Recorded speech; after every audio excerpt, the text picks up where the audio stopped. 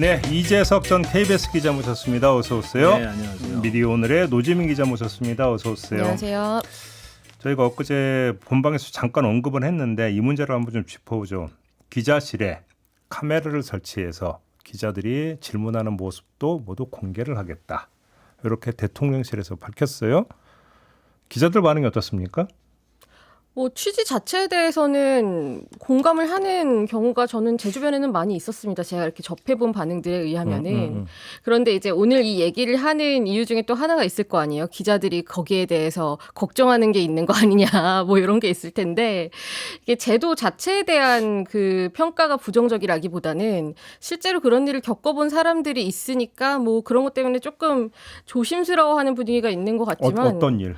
그러니까 뭐 기자들의 뭐 예를 들어서 뭐 그 얼굴 같은 것에 박제를 한다고 하잖아요, 소위. 그러니까 이 기자가 뭐 어떤 문제가 있다, 뭐 이런 것까지는 괜찮은데 이메일로 뭐 성적인 욕설을 보낸다거나 뭐 협박성 욕설을 보낸다거나 뭐 이런 식의 일들이랑 뒤섞인 것 같아요. 그러니까 그래서 저는 이거를 같이 섞어서 말하면 안 된다고 생각하긴 하거든요. 그러니까 이게 어쨌든 제가 그 지난주 언론어때에서도 도입됐으면 좋겠다라고 말한 제도인데 굉장히 빨리 도입이 되고 질의응답 생중계에 대해서는 혹시 그 말씀을 들으셨나? 글쎄요. 그게 그렇게 연결이 됐는지는 모르겠지만 네. 그래서 이렇게 질의응답을 공개하는 것 자체는 사실 기자들한테도 좋은 부분이 있는 거거든요. 아니 예를 들어서 설령 좀 약간 꺼림칙 하더라도 이건 반대할 명분이 없는 거 아닌가요? 어떻게 생각하세요, 이재석 기자는? 아니 근데 이게 유별난 게 아니라는 점을 먼저 우리가 분명히 해야 될 것 같아요. 무슨 얘기냐면 대통령이 가끔가다 기자회견 할 때 대통령 기자회견은 답변을 하는 대통령만이 아니라 질문을 하는 기자도 화면에 담죠. 그리고 어디 소속의 아무개 기자입니다라고 자기소개를 한 다음에 질문을 하고 그 질문을 하는 기자도 카메라에 생중계가 되잖아요.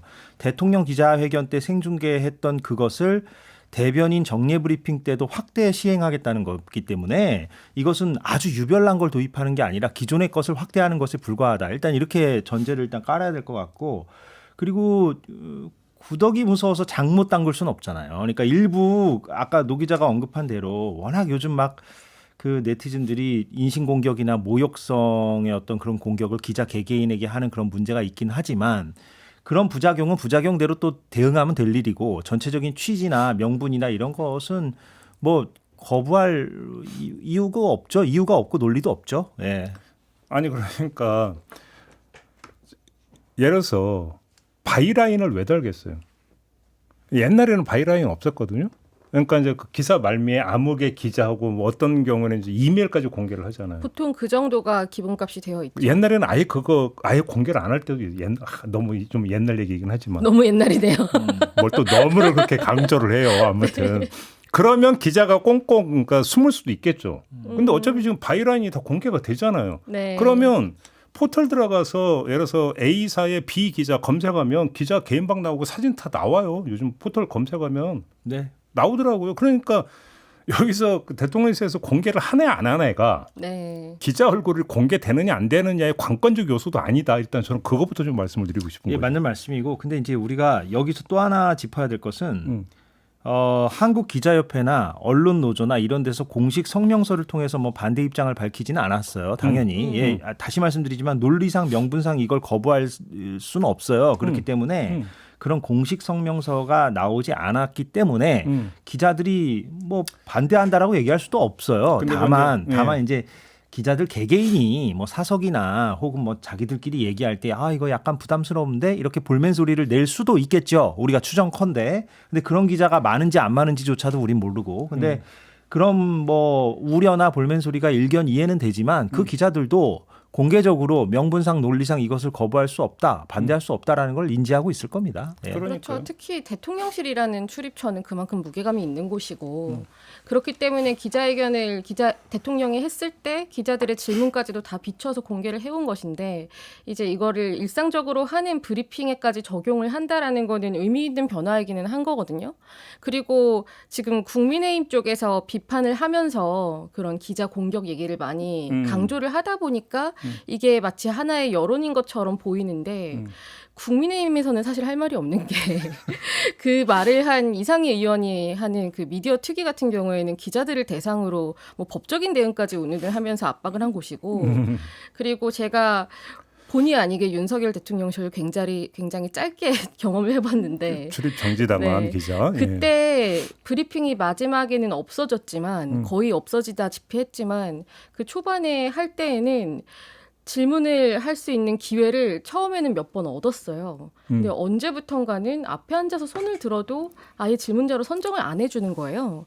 그런데 이런 과정들이 만약에 공개가 된다면 예. 누가 열심히 질문을 하려고 손을 들고 대통령실 쪽에서는 어떻게 선정을 하고 있는지 이런 것까지 공개가 되는 거고 그리고 이제 특히나 소위 말하는 레거시 미디어가 아닌 매체들 같은 경우는 이런 공개질이 기회 자체가 되게 귀한 기회인 거거든요.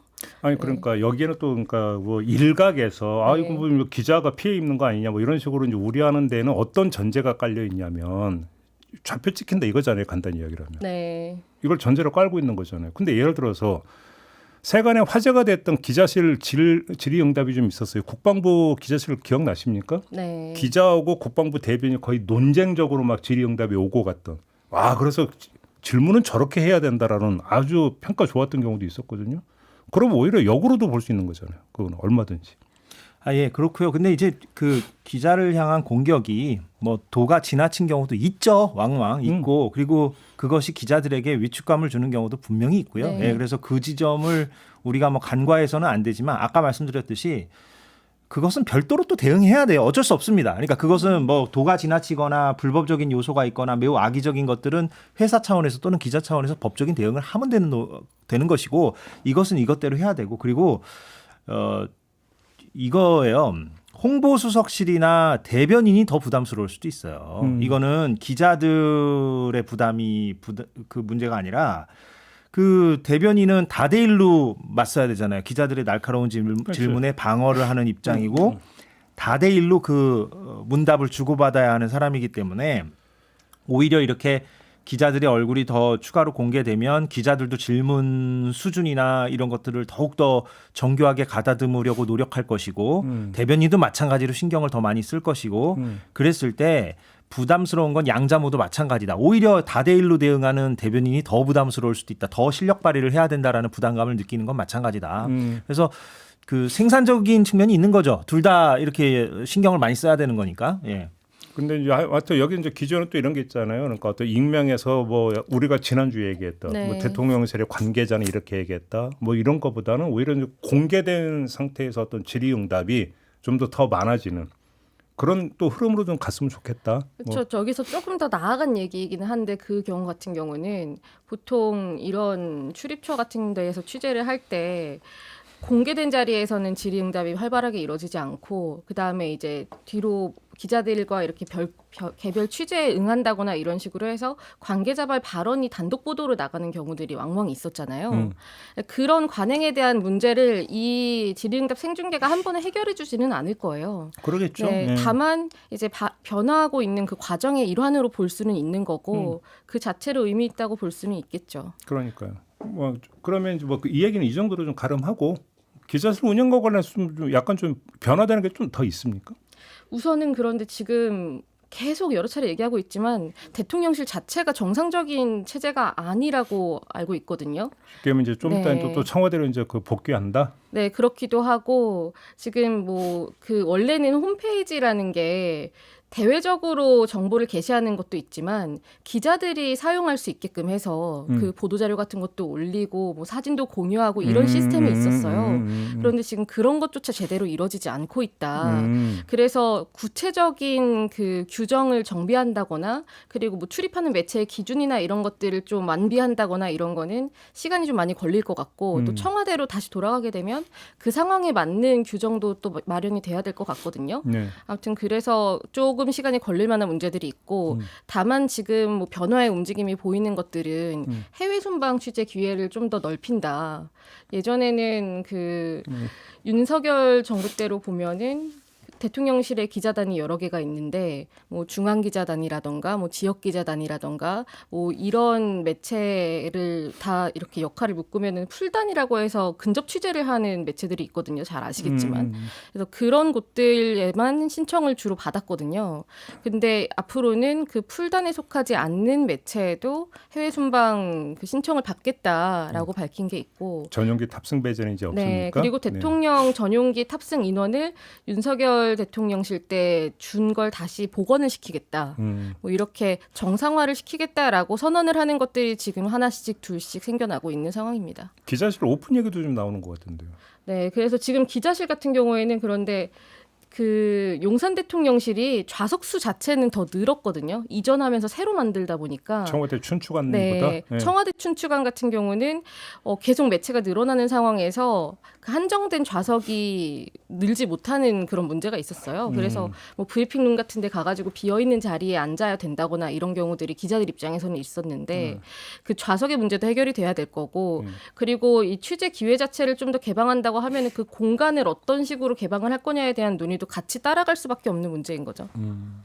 뭐 보도를 보니까 이제 그 유튜버에게도 공개한다 이런 얘기도 좀 보도가 좀 된 것 같던데. 네, 근데 이제 그거는 그 1인 미디어 같은 경우도 뭐 신뢰할 수 있는 정도의 그 매체에 대해서는 문호를 개방하는 게 맞다라는 취지로 이야기를 했고 대통령실에서 네. 다만 이제 구체적인 뭐 자격 기준을 어떻게 할 것이냐, 뭐 가이드라인을 어떻게 만들 것이냐 그렇죠. 이런 것들은 방금 말씀드린 것처럼 조금 시간이 걸릴 것 같다.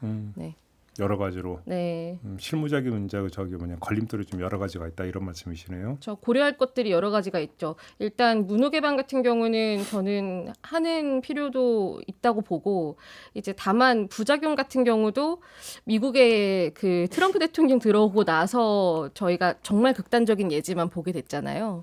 그러니까 여러 가지를 종합적으로 고려해서 좀 신중하게 만들 필요는 있는데 저는 여기서 중요한 거는 원칙을 만들거나 규정을 만들 때 그게 좀 더 투명성을 가져야 될 필요는 있는 것 같거든요. 그러니까 기자들 사이에서도 소위 말하는 뭐 기자단 운영 규정 같은 게 있어요. 어떤 식으로 운영을 하는지. 그런데 그런 규정이 공개되지 않는 경우가 많아서 기자들이 자기가 어떤 규정에 의해서 출입을 뭐 허가받고 뭐 제한받고 그리고 취재가 통제되는지를 모르는 경우가 많단 말이죠. 뭐 그런 것들을 좀 더 개방적으로 논의를 하는 것부터 시작할 수 있지 않을까 싶습니다. 근데 좀 더 근본적으로 우리가 좀 얘기를 해볼 필요는 있는 게 지금 이제 윤석열 정부 때는 언론계 전체가 굉장히 위축됐었고 공영방송사 사장을 이제 끌어내리는 그런 작업도 우리 모두가 알고 있듯이 있었고 그러니까 굉장히 움츠러들었죠. 네. 근데 이제는 좀 상황이 달라졌으니까 이제 언론계 스스로가 어떤 혁신을 보일 것이냐에 대해서 근본적인 질문을 스스로에게 던질 필요는 있습니다. 가령 제가 예를 하나 들어볼게요. 예를 들면 코로나 사태가 터지기 직전에 KBS는 제가 그때 KBS에 몸담았었으니까 출입처 제도를 한번 대대적으로 바꿔보자 이런 논의가 있었어요. 그러다가 내부적으로 예, 그게 기사화도 됐었습니다. 그때 이제 보도국장의 어떤 그런 역점 사업이었는데, 근데 그게 코로나가 터지니까 사실 유야무야가 됐거든요. 그런데 코로나가 안 터졌더라도 과연 그게 성공적으로 안착할 수 있었을까를 한번 물어보면 저는 물음표가 찍혀요. 왜냐? 그때 당시 보도국장이 그렇게 출입처 제도를 한번 KBS가 가장 선도적으로 좀 바꿔보겠다라고 선언했을 때 저는 10분 공감했지만 네. 사내 게시판에서 반대 목소리가 나오는데 그 반대 목소리가 말하자면은 보수 성향이 짙은 노조에서 반대 성명서를 내는 게 아니에요. 기자들 내부에서, 그러니까 지금 언론노조 KBS 본부 소속인 기자들 내부에서 뭐 반대 글이 올라와요. 그리고 그 반대 글의 논지는 가령 이런 거예요. 출입처 제도를 없앨 게 아니라 출입처를 우리가 확실하게 장악해서 특종할 생각을 해야 된다. 이런 완전히 구태의연한. 예, 무슨 얘기인지 아시겠죠? 그런 논리를 무슨 보수나 극우 진영에서 나오는 얘기가 아니에요. 그 관행에 젖은 젊은 기자들 사이에서 그런 말이 나와요. 예. 근데 무슨 그런 혁신이 되겠습니까? 그러니까 이 얘기를 제가 하는 이유는 이제 조금 언론이 더 자유로워졌고 운신의 폭이 넓어졌다면 정권의 압박에서 좀 벗어나서 스스로가 출입처 문제든 뭐 전문 기자 제도 문제든 탐사 보도 문제든 대대적인 혁신을 할 수 있는 어떤 그런 화두를 좀 던질 필요가 있는데 그런 화두가 안 보인다. 예, 안 그러니까 보인다. 뭐 말 나온 김에 그러니까 예를 들어서 출입처 제도라고 하는 것들을 언제까지 유지할 거냐는 얘기는 몇십 년 된 언론계 사실은 얘기 화두예요. 네. 근데 예를 들어서 이제 실질적인 측면에서 이런 게 있어요. 아, 또 옛날 얘기한다고 또 뭐. 옛날에 모 일간지 기자가 검사실에 들어가서 책상 서랍을 뒤다가 걸린 사건이 있었어요. 네. 기억하실지 모르겠지만. 근데 이걸 왜 얘기를 하냐면 그 전에는 일상 다반사였어요. 그게. 그러니까 출입처 제도라고 하는 것을 제대로 했던 게 뭐냐면 그냥 활보하고 다닌 거예요. 부처를. 사무실 이런 데를. 근데 지금 그렇게 안 되잖아요. 안 되고요. 지금 말씀하신 건 거의 뭐 90년대 얘기입니다. 제가 볼 때. 너무 그렇게 강조하지 마시고. 아무튼 제가 이 말씀 왜 드리냐면 예. 출입처 제도라고 하는 것들이 너무 사실은 그게 뭐 그 가치 판단 안 하고 그냥 그 자체로 보더라도 형해화되어 있다는 거예요. 그러면 내가 그 출입하는 그 출입처에서 자유롭게 취재할 수 있느냐 그것도 아니라는 거죠.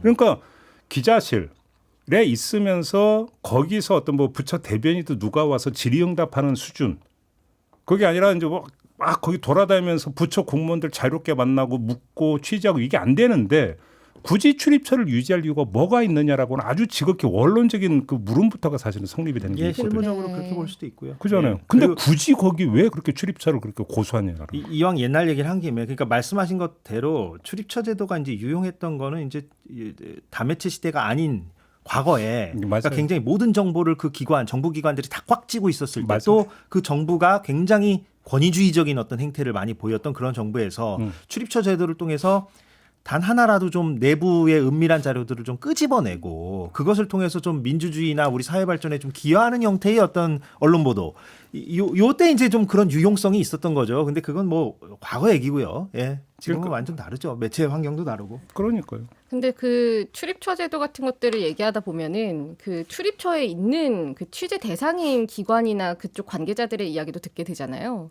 그러니까 뭐 정부라고 치면은요, 뭐 정부 기관 쪽에서도 출입처 제도가 오히려 관리하기 편하다고들 많이 얘기를 합니다. 그게 이제 이게 그 양측의 이해관계가 맞물려서 돌아가는 거거든요. 인적 연결고리를 형성하는 거죠. 네, 그게. 그렇기도 하고 그 소위 말해서 취재 같은 것들이 제대로 이루어지느냐 안 이루어지느냐 이런 거를 논할 때 보면은 출입처 기자가 아니면은 뭐 취재에 응할 수 없다 이렇게 나오는 경우도 많고. 아니 뭐 까놓고 네. 얘기해서 몇몇 언론 같은 경우는 예를 들어서 법조 출입 같은 경우는 어떤 한 그 기자를 전도 유망한 기자를 거의 붙박이로 그러니까 네. 박아놓고 네. 계속 거기만 어떤 출입하게 해서 법조 뭐 전문 기자 뭐 이렇게. 그렇죠. 해가지고 이제 예를 들어서 어떤 또 인적 연결하고 이제 거기서 물론 어떤 특종거리도 뽑아내기도 하지만 또 어떤 뭐 그러니까 취재와 보도만 되는 않고 이런 경우도 있잖아요. 그러니까 이게 법조 얘기를 네트워크네. 하셔서 하는 말인데 우리 지금 법조 보도의 문제점 얼마나 많이 지적됐었습니까? 윤석열 정부 때. 그럼 그거에 대해서 이제 기자 사회가 어떤 혁신안을 내놓을 것이냐 이런 논의도 이제 있어야 되죠. 근데 이런 것들이 글쎄요 있을지 모르겠어요. 저는 약간 회의적이에요. 왜냐하면 그 언론계가 이게 또 이렇게 자유로움이 이제 이렇게 자유롭게 이제 취재할 수 있는 그런 여건이 되면 또 다른 데 신경 쓰고 다른 데에 막 몰두하고 이러거든요. 제가 조금 전에 그랬잖아요. 근본적인 출입처 질문은 안 해요. 제도 하나만 도 몇십 년 된 화두라고. 그래서 뭐 이제 언론계에서 자정 차원에서 얘기했던 게 출입처 제도 이제 없애고 네. 분야별 전문 취재 시스템으로 돌리자. 이 얘기 나온 게 몇십 년인데요. 예. 거의 한 반백 년 됐는데 왜 안 되느냐? 더 구체적으로 얘기하면 제가 말씀 드렸습니다. MBC나 KBS 이 두 개 중에 한 곳이 선도적으로 하지 않으면 할 수 있는 데는 없습니다. 제가 볼 때 우리나라 언론사 중에서 가장 먼저 퍼스트 펭귄으로서 우리 출입처 제도 혁파하겠고 뭔가 대대적으로 개편해서 해보겠다라고 선언할 수 있는 곳은 제가 볼 때는 두 곳밖에 없어요. KBS랑 MBC. 여기서 선도적으로 하지 않으면 다른 방송사나 다른 신문사 중에서 할 수 있는 곳은 아무 데도 없습니다. 그러니까요. 그러니까 보통 이런 언론기 얘기를 하다 보면은 항상 나오는 게 그거예요. 할 수 있는 데에서 먼저 시작해야 됐다. 그런데 그런 얘기들이 제 기억으로는 가장 최근이 문재인 정부 초반 정도였을 때 이제 언론계에서 전반적으로 혁신을 하자, 우리가 뭘 바꾸자 이런 얘기가 좀 많이 논의가 됐던 때가 그 시기거든요. 이제 그 이후에 뭐 논의가 어느 정도 성과로 이어진 것도 있겠지만은 뭐 하자라는 선언에서 끝난 것도 있었고 그러다가 이제 윤석열 정부가 들어오면서 여러 가지가 많이 망가지게 됐는데 뭐 앞으로 좀 봐야겠죠. 지금 많이 움츠러들었던 것도 퍼져야 될 거고. 네. 근데 다만 이 얘기 나온 거에서 좀 종합적인 이야기일 수도 있는데 그동안의 그 출입처 제도에서 뭐 장점이자 단점이 네트워크를 가지고 취재를 하는 거잖아요. 인적 관계를 맺어서. 그게 저는 어느 정도 필요하다고 보지만 유착으로도 이어질 수 있는 부작용이 많이 나타났고, 그래서 취재라던가 취재를 통해서 생산해야 되는 콘텐츠에 대한 개념이 조금 바뀔 필요는 있는 것 같거든요. 뭐 예를 들어서 뭐 질의응답을 생중계한다라고 하면 이제는 그 기자의 질문도 그 언론사의 콘텐츠라는 걸 좀 어느 정도 인지를 해야 되는 거고, 뭐 그런 식으로 좀 많이 변화의 논의가 그래도 있지 않을까 생각을 합니다. 알겠습니다. 그 얘기하자면 참 끝이 없네요. 네. 사실은. 예.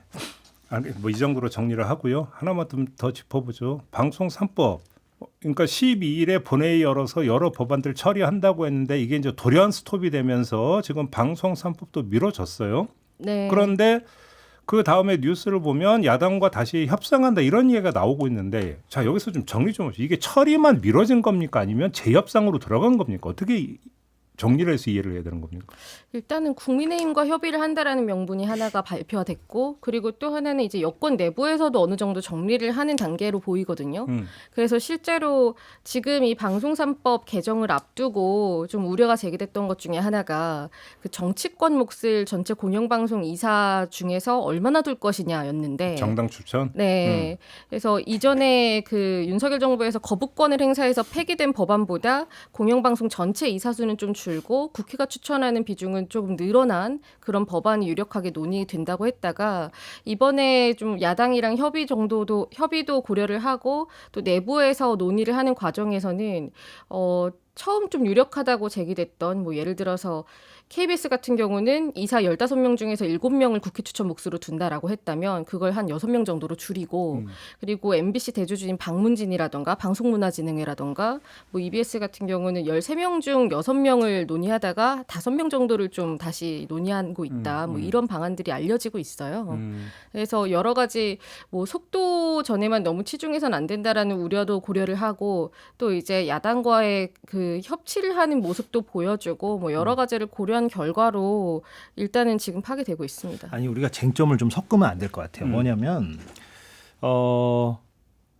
지금 민주당이 어제 목요일이죠. 어제 본회의를 열어서 당초에 방송 3법 통과시키려고 하다가 새 원내대표를 오늘 뽑죠. 네, 오늘 네. 뽑은 다음에 그 새 원내대표가 하도록 그냥 미루겠다라고 입장을 바꾼 거잖아요. 그게 정말로 표면적으로 얘기하는 그것만인지, 아니면은 대통령실과의 어떤 소통 속에서 이거를 뭐 속전속결할 사안까지는 아니고 조금 더 그 야당하고 논의를 해봐야 되겠다라고 판단한 것인지까지는 제가 직접 취재를 해본 건 아니라서 일단은 모른다 치고요. 저는 개인적으로는 올 하반기 안에는 방송 3법은 통과될 거라고 생각은 하는데, 개인적으로 민주당의 의지가 강하고 대통령의 의지도 있기 때문에. 근데 쟁점이 좀 섞여 있어요. 그러니까 뭐냐면 지금 방송 3법을 통과시키려고 하는 민주당의 흐름이 있고, 근데 거기에 대해서 시민사회 쪽에서는 아까 노 기자가 얘기한 대로 이사를 추천하는 주체 중에서 그 정치권의 몫이 너무 아직까지 많은 게 아니냐. 그러면 독립성을 추구하려는 그 방송법 개정안의 취지를 잘 못 살리는 거 아니냐라고 우려하는 목소리도 있지만, 또 한편에서는 90여 개 단체인가요? 이거 빨리 해야지 이렇게 미룰 일은 아니다. 그리고 KBS 사람들은 지금 마음이 급하잖아요. 지금 박장범 사장을 하루 빨리 좀 끌어내리고 싶은데, 파우치 별명이 있는 그 사장을. 그래서 언론노조 KBS 본부도 이렇게 하면 안 되고 당초 얘기했던 대로 속전속결해야지, 지금 이렇게 미룬다 하면 또 불안하다, 안 된다, 이렇게 얘기하는 사람들도 있어요. 지금 그렇게 갈려져 있고 시민사회 진영에서도 목소리가. 근데 더 빨리 처리하자라는 목소리가 전 더 많은 것 같아요. 제가 볼 때는. 그리고 국민의힘은 국회 몫을 늘리자 줄이자 이게 지금 문제가 아니라, 국민의힘은 애당초 시민사회나 뭐 학계나 직능단체나 이런 데서 이사를 추천하는 것 자체가 민주당이 친민주당 사장을 뽑기 위한 그 작업에 불과하다라고 비판하고 있는 거잖아요. 그 국민의힘 입장에서는. 시민단체인데 무슨 대표성이 있느냐 이 예, 점을 그들이 제기하죠. 그게 다 친민주당 성향이다 말하자면. 국민의힘이 보기에 그렇기 때문에 그렇게 사장을 뽑아서는 이거는 계속해서 친민주당 사장 뽑자라는 그런 작당모이다. 이게 이제 국민의힘 시각이에요. 그러니까 다 저마다의 논리가 다 이게 혼재돼 있어요 지금 이게. 그래서 뭐 이거를 뭐 이 자리에서 다 정리할 수는 없고, 제 개인적인 그냥 논평 생각을 얘기하자면 일단 시행해야 됩니다. 일단 시행하고 또 부작용이나 우려되는 지점이 있으면 또 그때 가서 또 개정을 하도록 노력을 해야지. 지금 이 방송 3법 얘기가 뭐 문재인 정부 때부터 얘기 나오다가 여태까지 미뤄지고 그 수많은 우여곡절을 겪은 바로 건데. 그것 때문에 여쭤보는 예. 게 이게 문재인 정부 때 전철을 밟으면 안 되는 건데 혹시 이 흐름으로 가면 어떻게 되느냐. 네. 그래서 만사부려튼튼이라고 이걸 점검해 보자 이거죠 지금. 그때랑은 지형이 조금 다른 게요. 네. 일단은 대통령 차원에서 문재인 당시 대통령은 좀 우려를 표한 적이 있었고, 그리고 지금 국회 의석수 구성도 지금과는 좀 다르죠. 그런데 지금까지는 여권에서 뭐 대통령실이나 뭐 국회라던가 민주당이라던가 이쪽에서 방송 3법에 대해서 뭐 우려를 밝히거나 뭐 제동을 거는 움직임은 지금까지는 드러난 것은 없고, 그리고 국회 의석수 같은 경우도 민주당 자체가 단독 과반이고 야당들도 공영방송 지배구조는 문제가 있다라고 입장을 밝히고 있는 상황이기 때문에 지금은 의지만 꺾이지 않는다면 통과되기에는 훨씬 더 긍정적인 환경인 거는 맞다고 봅니다. 다만 이제 그게 중간에 지난번에 뭐 말씀하신 것처럼 문재인 정부 때처럼 뭐 줄줄이 밀린다거나 갑자기 중간에 여러 가지 변수가 언급이 된다거나 해가지고 결국 흐지부지 될 것을 우려하는 목소리가 있는 건 맞거든요. 그러니까 이제 12일 본회의가 이제 무산된 배경에 대해서 대통령실과 협의하에 결정됐다는 것이 이미 그 공지된 사실이에요. 네. 근데 문제는 대통령실과 협의가 어느 범주까지 이루어졌느냐에서 약간 갈리는데 보도를 보면 12일 본회의에서 처리하려고 했던 핵심 법안 가운데 하나는 형사소송법 개정안. 이거에 대해서는 이재명 대통령이 뭐 어차피 지금 뭐 재판 어떤 거 저기 길 연기됐고 추후 지정을 한 걸 봤는데 뭐 법을 바꾸다는 것과도 마찬가지 아니냐라는 취지의 이제 그 입장을 내놨고 이것이 반영이 됐고 더 나아가서 그 이재명 대통령의 뜻이 김용태 국민의 비대위원장한테까지 전달이 됐다라는 보도가 지금 어제 나왔어요. 근데 이 보도에서 나온 것은 형사소송법 개정안에 대해서만 지금 이야기가 나온 거예요. 네. 그러면 12일에 이제 같이 처리하려고 했던 상법 개정안이나 방송 3법 개정안 같은 경우는 지금 얘기가 나오는 게 없는 거예요. 그러니까 그냥 덤으로 같이 미뤄진 건지 아니면 이것도 지금 재검토 국면에 들어간 건지가 지금 확인이 안 되는 거죠. 아니 그러니까 저는 개인적으로 뭐 완전히 미뤄져서 뭐 문재인 정부 때처럼 이게 아예 유야무야 흐지부지 될 거라고 생각하지는 않고요. 늦어도 아무튼 올해 내에 하반기 내에 처리될 가능성이 매우 높다라고 저는 생각합니다. 다만 지금 민주당이 마련하고 있는 이 방송 3법 개정안이 수정된다면 국민의힘 쪽으로 수정될 수도 있고 시민사회에서 우려하는 그 지점 쪽으로 수정될 수도 있겠죠. 그러니까 국회 몫을 줄이는 방향으로 수정될 수도 있겠고 시민사회 우려를 일정 부분 반영해서 혹은 국민의힘이 우려하는 지점을 반영해서 수정될 수도 있겠는데 왼쪽으로 수정되느냐 오른쪽으로 수정되느냐 어느 쪽으로 수정되느냐의 문제고 아니면 그냥 이대로 가느냐.